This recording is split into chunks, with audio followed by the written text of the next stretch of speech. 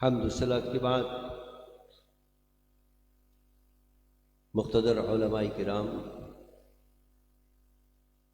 قائدین جمعیت علماء پاکستان اور حاضرین محفل،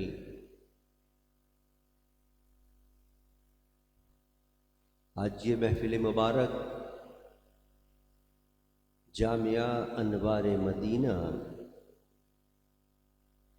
کے فارغ التحصیل طلباء کے دستار بندی اور تقسیم اسناد کے سلسلے میں انعقاد پذیر ہے۔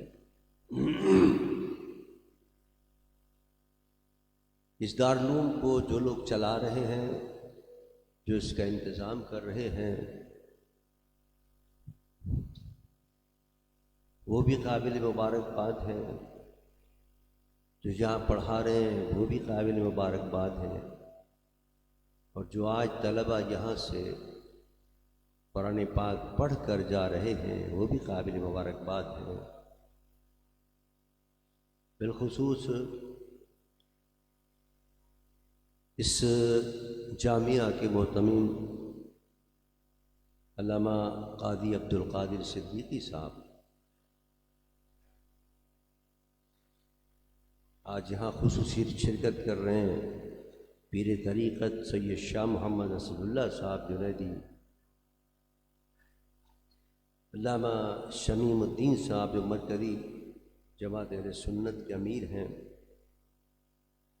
قاری مبیس احمد صاحب، پروفیسر انواد احمد شیخ صاحب، علامہ محمد عثمان قادری صاحب، علامہ محمد یوسف سعیدی صاحب، اور جے یو پی یوتھ ونگ کے صدر یہاں کے عبد الرحمن صاحب، وہ سب قابل مبارکباد ہیں جنہوں نے اس محفل کو رونق بخشی ہے۔ بالخصوص ہماری جمعیت علماء پاکستان کے مرکزی اور صوبائی عہدیداران تشریف فرما ہیں، محترم جناب عقیل انجم صاحب اور قاضی احمد نورانی صاحب۔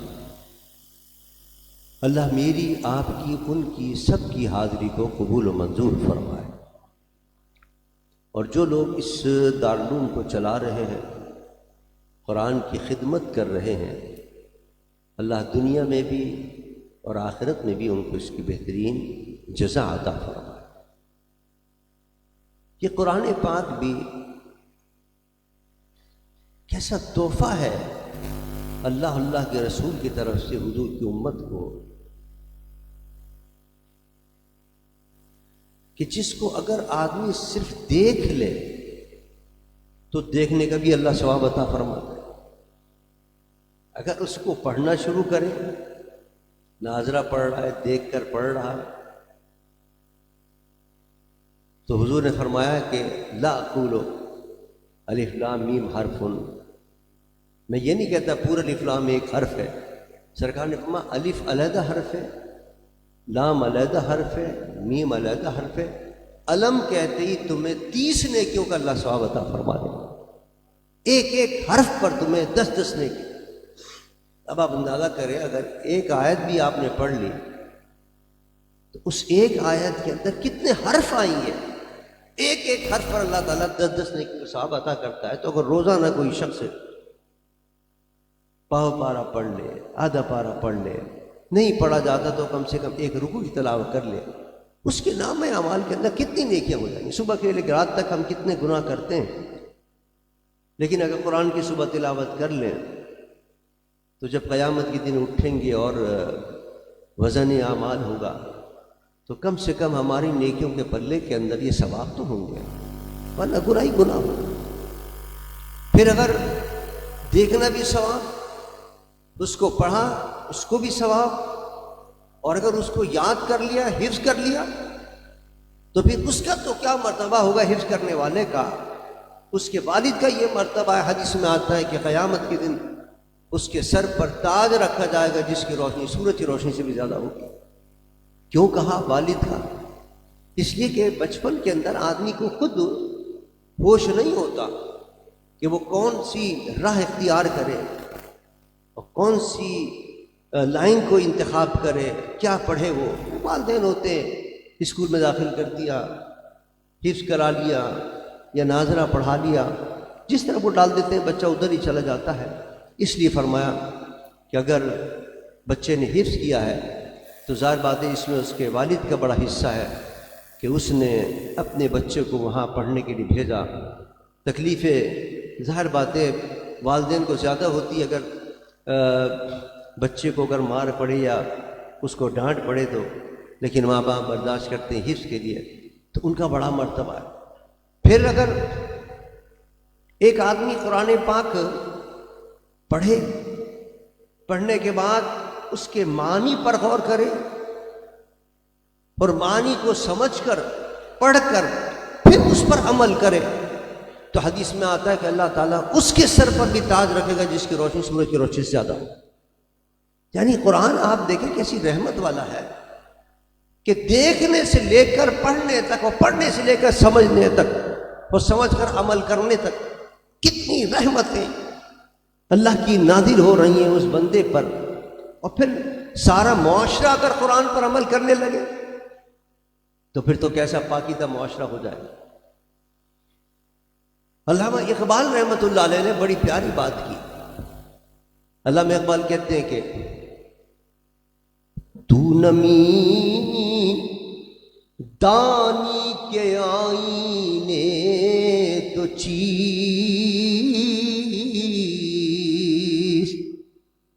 اور زیر گردوں سر تم کی نے تو چیز۔ اقبال کہتا ہے مسلمان کیا تجھے پتا ہے کہ تیرا آئین کیا ہے؟ تیری زندگی کے لیے کون سا دستور حیات اللہ نے تجھے عطا کیا ہے؟ اور آئین اور دستور بھی وہ کہ جو تجھے عزت عطا کرے، جو تجھے تمکین عطا کرے، اقتدار عطا کرے، قوت عطا کرے، غلبہ عطا کرے اور پھر سکون اور راحت عطا کرے۔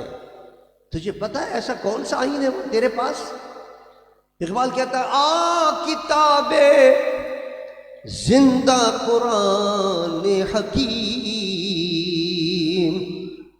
اور حکمت او لا زوال است و قدیم۔ اقبال کہتا ہے کہ اللہ نے قرآن تجھے عطا کیا، ایسا دستور اور ایسا آئین عطا کیا کہ جس کی حکمت اور جس کی باتیں لازوال ہے۔ دنیا کے اندر اگر کوئی چیز آپ کا قانون بنائے، اس کے اندر ترمیم کرنی پڑتی ہے صاحب وقت کے تقاضے کے مطابق۔ اب زمانہ اتنا بدل گیا ہے، زمانہ ترقی کر گیا ہے، یہ پرانا آپ کا قانون ہے، یہ پرانا آپ کا زمانہ ہے، پرانے زمانے کا یہ کیا نام ہے اصول ہے، اس کو بدلیں، اس کے اندر ترمیم کریں۔ لیکن اقبال کہتا ہے کہ ہاں کتاب زندہ قرآن حکیم حکمت اولا زوال ہست و قدیم، اس کی حکمت لازوال ہے، ہمیشہ کے لیے، کوئی تغیر و تبدل کی ضرورت نہیں ہے، اس میں کسی ترمیم کی ضرورت نہیں ہے۔ جو زمانہ آ جائے، ہر زمانے کے لحاظ سے اللہ نے اس کو کامل بنا کر بھیجا ہے تمہارے اس دستور کو، اس پر عمل کرتے جاؤ، دنیا میں بھی کامیابی ہوگی، قبر میں بھی اور حشر میں بھی اللہ تمہیں کامیابی عطا فرمائے۔ لیکن ہائے افسوس، ہم کبھی جناب دیکھتے ہیں کہ صاحب روس کا کوئی دستور لیا ہے، کوئی یورپ کا دستور لیا ہے، کوئی برطانیہ کا دستور لیا ہے، امریکہ میں کیا دستور چل رہے ہیں وہ لیا ہے، اٹلی میں کون سا دستور ہے وہ لیا ہے۔ اقبال کہتا ہے کسی دستور کی کوئی تمہیں ضرورت نہیں ہے، یہ اللہ کا بنایا ہوا دستور و قانون ہے۔ دنیا کے انسانوں کے بنائے ہوئے قانون اور دساتیر کے اندر 10,000 عیب اور نقصان ہوتے ہیں، لیکن اللہ کے بنائے ہوئے قانون کے اندر اور دستور کے اندر، آئین کے اندر کوئی خامی نہیں۔ اس پر عمل کر کے دیکھو کہ اللہ تعالیٰ کتنی عزت و عظمت ہے تمہیں عطا فرماتا ہے۔ آج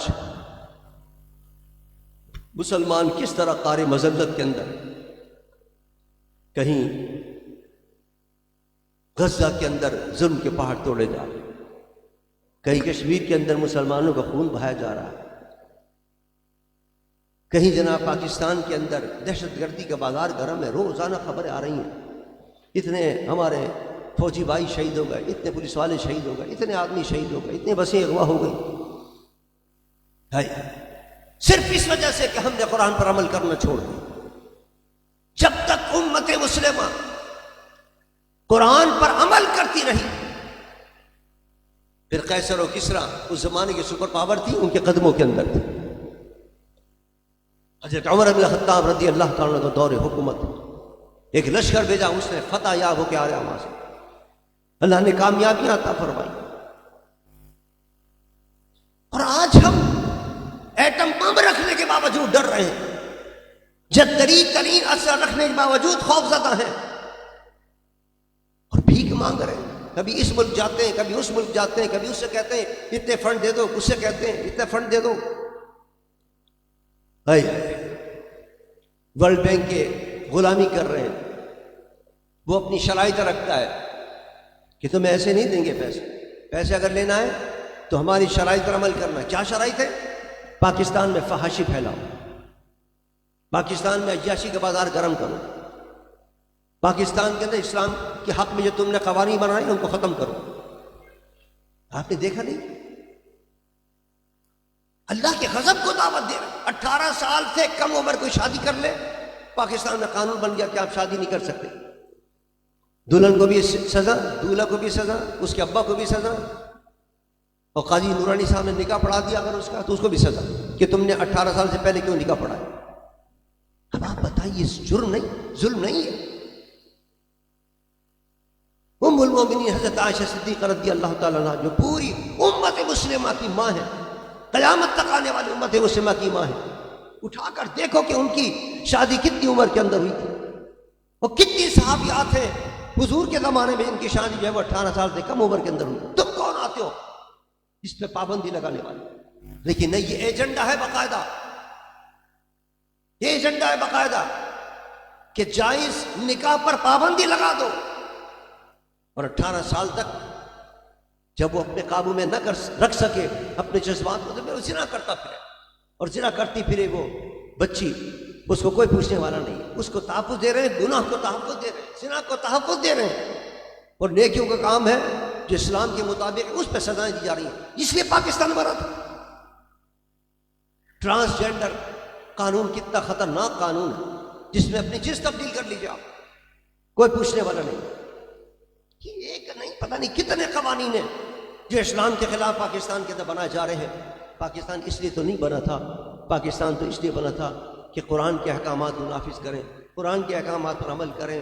اور قرآن کے احکامات وہ ہیں کہ جس پر عمل کرو گے حکمت اولا دوال ہست و قدیم، تمہیں اللہ دنیا میں بھی عزت عطا فرمائے گا اور آخرت بھی عزت عطا فرمائے گا.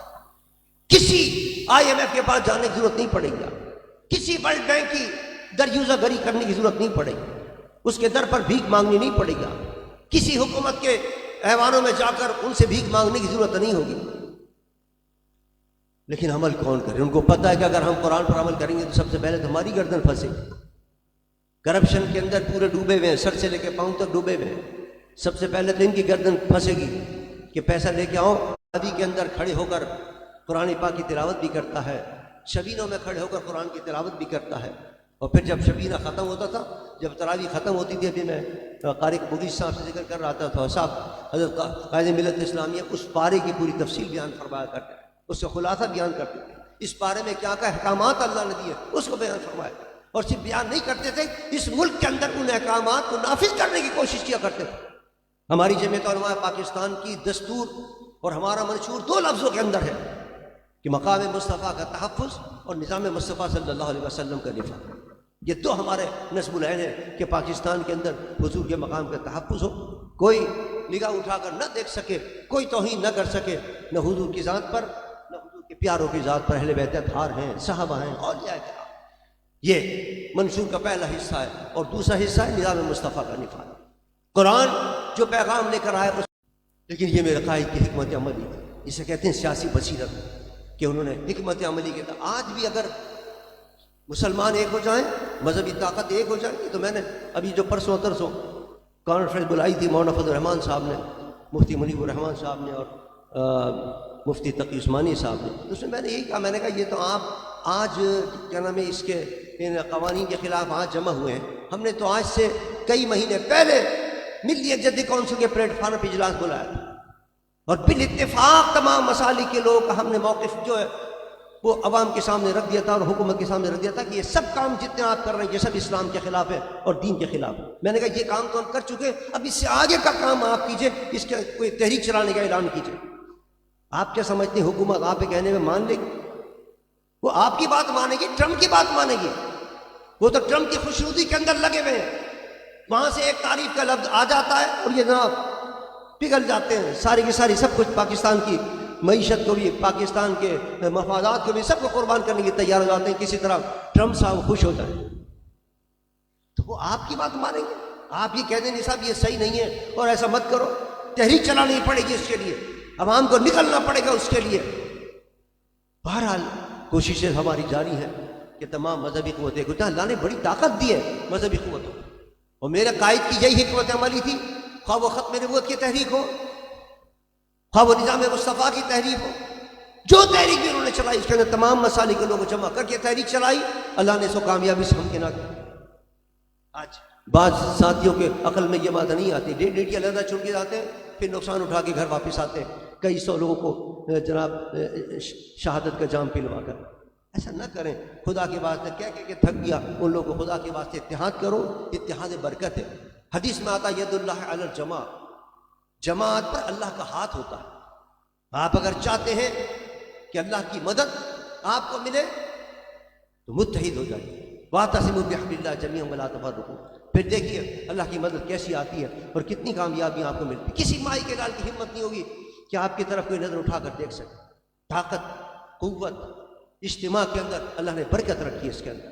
بہرحال ہم اپنی کوششیں اسی نہج پر کر رہے ہیں، اسی لائن پہ کر رہے ہیں جس لائن پر میرے قائد حضرت علامہ شاہ درانی رحمۃ اللہ تعالیٰ علیہ نے کوشش کی تھی۔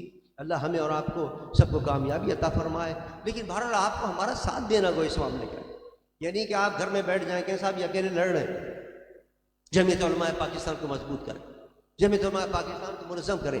اب تو یوتھ ونگ بھی عبد الرحمن صاحب کی قیادت میں الحمدللہ فعال ہو گیا ہے، نوجوان اس کے اندر شامل ہوں، اس کے اندر فعال کریں، اس کے اندر جو لوگوں کے کام ہے وہ جمعیت علماء پاکستان کے پلیٹ فارم سے آپ کیا کریں تاکہ آپ کی پارٹی مضبوط ہو، نظام مصطفیٰ کا بول بالا ہو، لوگوں کو پتہ چلے ہاں یہ کام نظام مصطفیٰ کے تحت ہم کر رہے ہیں، ثواب بھی ملے گا۔ ہم جو کام کرتے ہیں پارٹی کے تحت وہ ثواب کے لیے کرتے ہیں، دیگر پارٹیوں میں آپ کو پلاٹ مل جائے گا، کوئی پرمٹ مل جائے گا، کوئی نوکری شوکری مل جائے گی، ہماری پارٹی کے اندر صرف اور صرف ملے گا تو کیا ملے گا؟ اللہ کے رسول کی رضا ملے گی۔ اس لیے ہم اس میں شامل ہوتے ہیں، اس لیے ہم جد و جہد کرتے ہیں کہ اس کے اندر جد و جہد کریں، پاکستان میں وہ نظام لے کے آئیں جو میرے مصطفیٰ نے مدینہ منورہ کے اندر نظام قائم کیا تھا، اور حضور کے بعد حضور کے چاروں خلفاء نے وہ نظام قائم کر کے دیا ہے، اور اتنا بڑھایا اس نظام کو، کہاں مدینہ منورہ اور کہاں ہندوستان اور آپ کا سندھ، یہاں تک کہ جو وسیع ہوتی چلی گئی، اسلامی حکومت کی سرحدیں وسیع ہوتی چلی گئی، سندھ تک پہنچ گئی حضرت عمر بن خطاب کے دور اقدس میں۔ یہ برکت تھی نظام مصطفیٰ صلی اللہ علیہ وسلم کی۔ تو ہمیں کوشش کرنی ہے اس ملک کے اندر کہ نظام مصطفیٰ صلی اللہ علیہ وسلم آئے۔ انشاءاللہ اگر نظام مصطفیٰ آ گیا تو آپ دیکھ رہے ہیں روزانہ خبریں آ رہی ہیں، دل دکھتا ہے جب یہ سنتے ہیں کہ صاحب اتنے ہمارے فوجی وہاں شہید ہو گئے، اتنے فوجی وہاں شہید ہو گئے، اتنے بیچارے پولیس والے وہاں مر گئے۔ ارے بھائی کوئی اس کا انتظام کرو، کوئی اس کے لیے لاحمل طے کرو، کوئی طے کرنے کے لیے تیار نہیں ہے۔ یہ تمام امور اس وقت ہوں گے جب کہ نظام مصطفیٰ صلی اللہ علیہ وسلم آئے گا۔